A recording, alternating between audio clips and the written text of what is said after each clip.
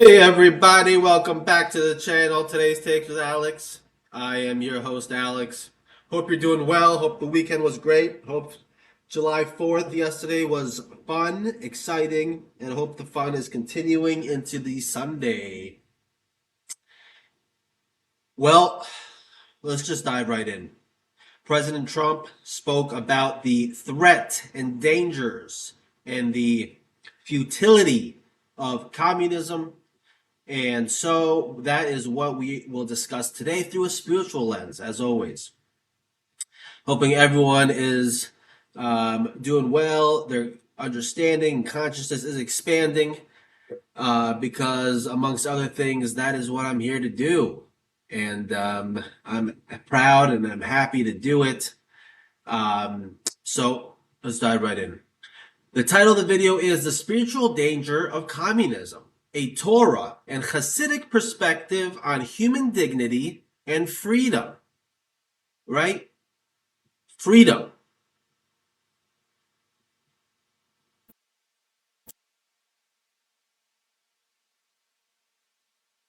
It's an important thing. If you look around the world, freedom is at risk. You could post something, get sent to jail for like, I don't know, 700 days or something. You could not feel safe to, God forbid, send your kids to school. People who are committing atrocious crimes are being let free. I mean, they say the barbarians are in the gate. They've come through the gate. They're in the gates. The barbarians. Seems like they've been in the gates for a while. Seems like they've just been, slowly kind of, dripping us along, promising us, keeping promises. We have to remember that there's only two sides. The world's actually, you know, is it binary, right? Either you're doing things because, it's for the collective, or you're doing things because it's for yourself. Maybe you were promised something, um, or maybe there's some kind of thing. Maybe you think I don't know, some kind of position maybe in the future. I mean, why do people choose to do what they do? We're doing a little ad lib here today because we're going to start expanding the channel. We're going to start getting more into the kishkas of things. Okay. And hope everyone's going to enjoy that. I know we're going to say some things that not everyone's going to agree. The one thing that I have realized and learned is that you cannot make everyone happy, right? You have to align yourself with, your values, ideally those that come from God, because you can't go wrong with those. They can only guide you up. And then you have to do what is aligned with who you are and where you are in life, right? Healing and journeying and exploring and expanding and growing and connecting and, understanding. Um, and then what's right by other people, you know? Do right by others, treat others with dignity and respect. Um, Listen to people when they reach out to you for help and guys, just be a good neighbor, you know. Um, but we know the world is complicated. We know that there are multiple things happening at once, almost always, and so we stay patient. We try to stay humble, um, and we try to understand that maybe the humility is there, but just kind of preserving the sense of self and sense of identity, rebuilding it, developing it, hardening it. Might sound like arrogance to others, but if you're constantly being molded, constantly, again, you can't make everyone happy. Everyone's always going to come to you with an opinion of how you should be. If you're constantly being molded, you're never going to settle on anything. And if you're constantly just a leaf in the wind, listening and being molded, although by good intentions, you have to have a solid state in order to be molded. You can't. There has to be a form to mold. And so that's why I personally love and appreciate America and what it represents in the world in a cosmic sense. Again, there's levels happening at all time. You have the spiritual happening at the same time as the physical. Um, so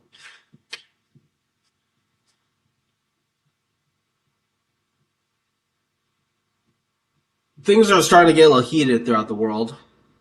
Um, Certainly getting heated politically here in the U.S. Not heated like whoa, but they're the whole thing is we're fighting back now or something. I don't know. Um,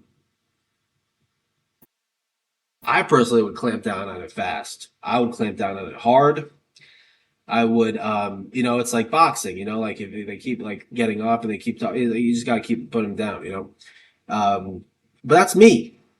That's how I would do it. And I know I'm not the only one who thinks like that. But I also understand there's lots of considerations and that I might not have access to. But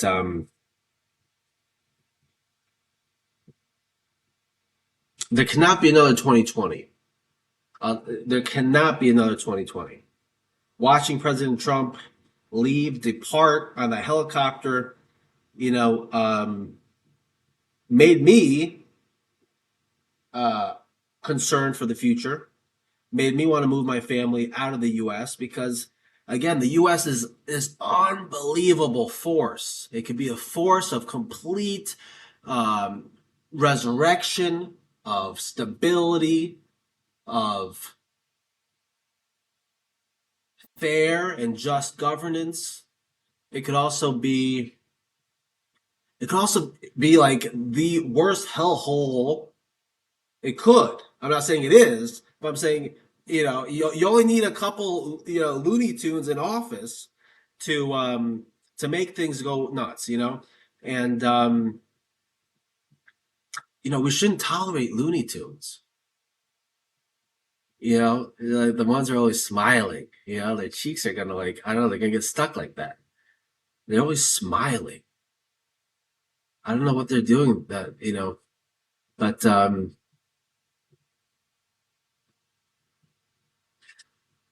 throughout history, certain ideas have promised paradise on earth but delivered suffering on a massive scale.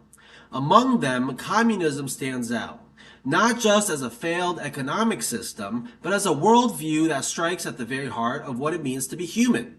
Today, we explore the spiritual significance of why communism is incompatible with a Torah centered understanding of life. This is not a political rant, but a contemplative reflection. The ideas here are universal for every person who values human dignity, freedom, and moral truth. Rooted in the eternal Torah and illuminated by Chassidic wisdom, we will see that the problem with communism is not merely practical, it's spiritual, a denial of the divine image within each soul and the sacredness of individual responsibility. Communists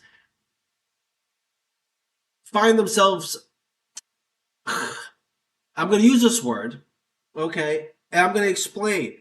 The superiority, they feel superior to others. Everyone's equal, but I am more equal, right? Now, when you come from, a lavish lifestyle, you're growing up in like, all these different things. Um, I don't know exactly what you accomplish, but you kind of like get like fast tracked through a certain process, right? Um, I don't know. I don't know how to describe it. Maybe it's similar, maybe it's not. You know, it's interesting. You know, at times, when I say it, it only comes from a place of I want to be doing more. I want to be involved more. I want to be helping more. I want to have the privilege of helping my country more, helping the world more from a just like, hey, like I want to help, you know, not to control and not to dominate, not to like destroy, but to just help. I've done that since 2019, 2020. I remember I was emailing the White House, saying, hey, giving unsolicited advice even back then. That's just who I am. That's who I've been. It's consistent. Um, and until I, like, I think that's like my deepest sense of like desire is to like just like give, you know. So God willing, soon maybe I'll have the opportunity to do that. I don't, I'm not interested in breaks. I'm not interested in vacations. I'm not interested. I just really want to work, but I want to work at a high level. I want to be doing important, helpful things. Um, I don't know. I think I've shown that I'm supportive. So anyway, the Torah begins with one human being, Adam, created in the image of God. This single teaching is revolutionary. Every person possesses inherent, infinite dignity. No system has the right to reduce individuals to mere parts of a collective or tools of the state. The Torah repeatedly emphasizes personal responsibility. You shall not steal. You shall not oppress. Justice shall you pursue. These commands assume individuals who can make moral choices and be held accountable. The entire system of rewards and punishments in the Torah is built on the idea that each soul has free will and unique value. Right?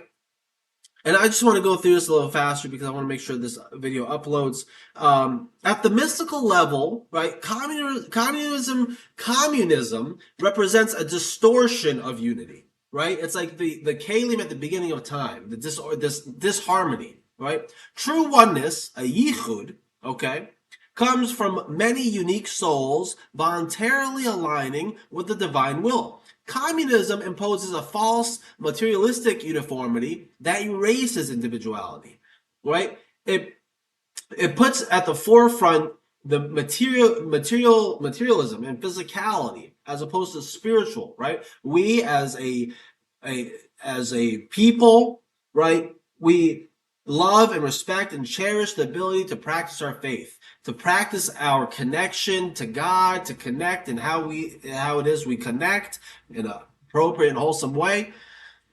And we get our orders and structure from God, right? Ultimately, our values and everything that we, hope to represent and manifest in this world comes from an alignment from the divine will. Communism comes and tries to sever that, right? They try to put someone in the middle of that, a mediary, right? They'll tell you what it's right. They'll tell you what God wants, and God just wants you to shut up and get back in the field or in the warehouse or the factory and just keep churning. Don't stop thinking so much. Stop wanting to meet your basic desires, and your spiritual desire is a basic desire, right? That's our life force. Again, that is why we're ultimately here, is to create and expand the light and awareness of God in this world, right? And so the forces of evil want to come in and sever that connection, and they want to make your just basic survival on, like, literally Egypt, right? This is Egypt, on a massive scale. We spoke about this in videos before, months ago, maybe. Okay. Um. Anyway, we are rocking and rolling today. We're feeling good. I think we're starting to figure out exactly what our angle here is. The spiritual danger of communism offers every person and every society important lessons. It warns against systems that deny human dignity. It highlights the sanctity of freedom. It reveals the danger of utopian materialism, right? It calls us to protect an individual spark and invites us to build with moral clarity. Remember, communism is the evil Egypt, right? It's coming to sever your ties, relationship with God, and to force you into ultimately slave labor, right? Because they're gonna take away your ability to expand and grow in the world. So thanks for checking in. I really appreciate it. I appreciate you. I appreciate your patience with me.